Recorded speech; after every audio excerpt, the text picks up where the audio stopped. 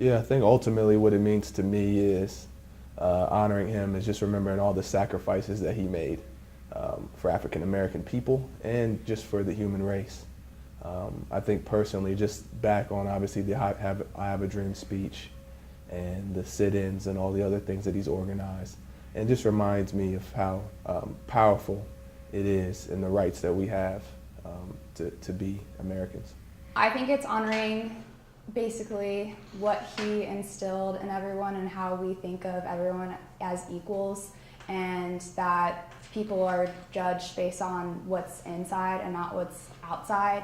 And many systems that are in place today are due because of him. MLK Day is important to me because it talks about like the fight he went through, all the things he sacrificed for himself and his family just to make the world a better place for African Americans. I mean, it impacted the entire world almost. The big thing is equality, no matter what race, whatever it may be, gender, anything. It's just seeing everyone eye to eye, and we're all the same at the end of the day. Yeah, I think he changed the trajectory of our country. You know, certainly in my view, the greatest country on earth, but one that has many faults. And you know, but because of great men like him, you know, we are able to see our faults and to get on a path to rectify those. You know, I'm standing here right now today just all because of what he's done and just what he means to just people as a whole in general. You know, his heart was just so big, and just honoring him and just being able to give back just a small part of just the things he's done is just a blessing to me to just be standing here. I think even though he had such a huge impact and left such a legacy, what we can do is, like, people may wonder how they can make an impact every day, but small acts of kindness I think can go a long way. It's really important to take the time out of today to realize how different times were back then and how things have changed over time because of the powerful words that he spoke. He had a dream for not only African Americans but for Americans in general. That I'm really thankful for MLK and MLK Day, because without that, I mean, I wouldn't really be where I am today. With school, we probably wouldn't have like the same kind of education, basketball, meeting my teammates and other people in my life. So I'm just really thankful for that. Well, he completely changed our country for the better. He's a really good leader, and he led by his eloquence. So as a leader on the women's tennis team, I could kind of follow his example. And he fought for what he believed in, so I feel like I can take that and bring it to my team. The inspiration I draw from Dr. King is probably his leadership.